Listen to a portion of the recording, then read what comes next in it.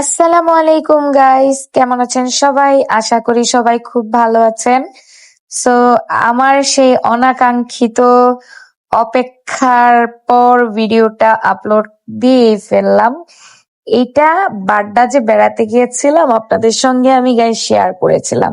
এটা হলো আমাদের বেলায়েত স্যারের বাসা। বেলায়েত স্যারের পুরো ফ্ল্যাটটা হলো এটা। সো আমরা আসলে বাড্ডা একটা কাজে গিয়েছিলাম।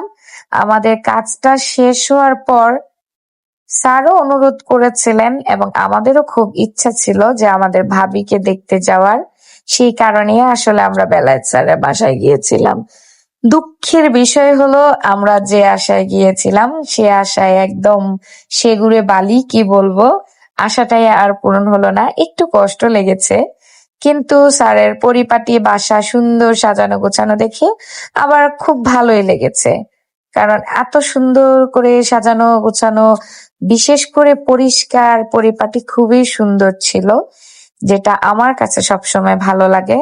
কারণ আমি নিজে চেষ্টা করি পরিষ্কার পরিপাটি থাকার, আর এবং নিট এন্ড ক্লিন ঘরটর গোছানো, এগুলো তো আমার সবসময় ভালো লাগে গাইস। আর তোমাদের সঙ্গে আমি সেগুলো শেয়ার করে দিচ্ছি।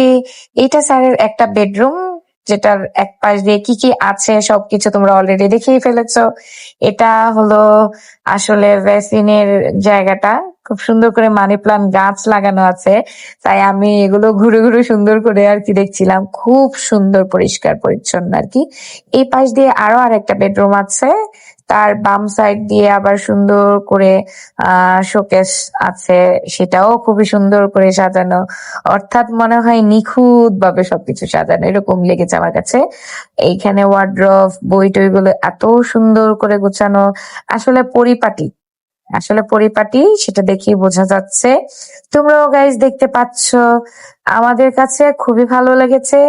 আমরা খুবই খুবই খুবই আপ্যায়ন পেয়েছি, খুবই আদর যত্ন পেয়েছি, কি বলবো। খুবই ভালো লেগেছে গাইজ, তাই তোমাদের সঙ্গে শেয়ার না করে আমি পারছিলাম না। সবাই আমাদের স্যারের জন্য দোয়া করবেন।